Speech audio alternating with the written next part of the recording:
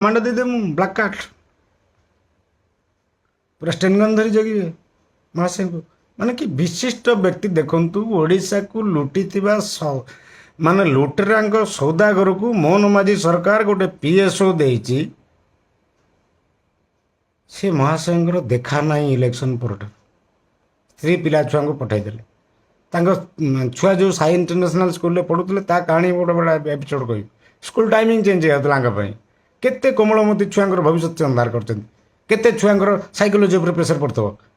ଆରେ ତା ବାପାର କ'ଣ ଏତେ ପାୱାରଫୁଲ୍, ତା ମାଆ କ'ଣ ଏତେ ପାୱାରଫୁଲ୍, ସିଏ ଦୁଇଟା ଛୁଆଙ୍କ ପାଇଁ ଆମର ସ୍କୁଲର ଟାଇମିଂ ଚେଞ୍ଜ ହେଇଯିବ। କେତେ ପିଲା ଏମିତି ଭାବିଥିବେ ଯେ ଆମ ପ୍ୟାରେଣ୍ଟସ୍ କ'ଣ ଏତେ ଇନଫିରିୟର, ଏତେ ଲୋୟର, ଆମକୁ ଆଣିକି ଏ ସ୍କୁଲରେ ପଢ଼ଉଛନ୍ତି, ଆମେ ସେମ୍ ସ୍କୁଲରେ ପଢ଼ୁଛୁ, ସେମ୍ ଫିଜ୍ ଦେଉଛୁ, ସେମ୍ ବସ୍ରେ ଆସୁଛୁ, but timing is different. Sai international school Odisha ସରକାରଙ୍କ ଠାରୁ କେମିତି ଲାଭ ପାଇଛି?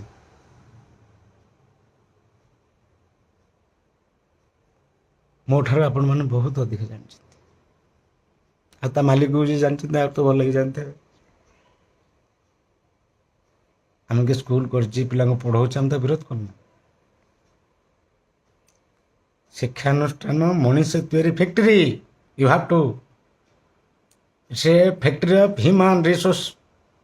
ସ୍କୁଲଟା ତୁମର ପିଲା ଖେଳ ନୁହଁ। ତୁମେ ଯେଉଁ 5T କରି ଡ୍ୟାନ୍ସ ଗୀତ ମଦ ପିଇକିରି ଯେଉଁ ଯାତ୍ରା କଲ, ଲାଇଟ୍ ସାଉଣ୍ଡ ମ୍ୟୁଜିକ୍ କ୍ୟାମେରା ଚଲେଇଲ, ସୁଟିଂ, ସେମିତି ନୁହେଁ।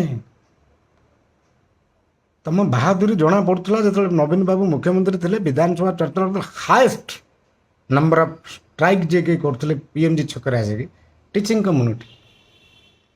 କିଏ ମାଣ ବସଉଥିଲା ଆମ ପିଲାଙ୍କୁ, ଯିଏ ପାଠ ପଢ଼ୁଥିବା ଟିଚର, ମାଷ୍ଟର କ୍ୟାଣ୍ଟିନ୍, ସେ ଗୋଟେ ବିବାହିତ ସ୍ତ୍ରୀ ଲୋକ, ଘରେ ମାଣ ଅଛି, ଠାକୁର ଅଛନ୍ତି, ପୂଜା ହେବ, ଶାଶୁ ଶ୍ୱଶୁର ଅଛନ୍ତି, ତାର ସବୁ କାମ କରିବ, କରି ମାଣ ବସେଇବ। ଷ୍ଟ୍ରାଇକ୍ ହେଇଛି, ଗୁରୁବାର ପଡ଼ିଯାଇଛି, ମାଣ ବସେଇଲେ, ଜୋତା ସଫା କଲେ ଟିଚର ମାନେ, କଲେଜରୁ ସ୍କୁଲ ଟିଚର ପର୍ଯ୍ୟନ୍ତ। କାରଣ ସେ ଦେଖିଲେ ଏମିତି ଖାଲି ଆସିକିରି କପଡ଼ା ବାନ୍ଧିକି ହୋ ହାଲା ହାଇ ହାଇ କଲେ କିଛି ଶୁଣୁନାହାନ୍ତି। ସେ ଅଭିନବ ଉପାୟ ନେଲେ। ଆଉ କାରଣ ଏଇ ଅଭିନବ ଲୁଟେରାଙ୍କୁ, ଏ ଅଭିନବ ଦୁର୍ନୀତିର ସୌଦାଗରଙ୍କୁ ଆପଣ ଅଭିନବ ପ୍ରତିବାଦ କଲେ ତ ନ୍ୟାୟ ମିଳିବ।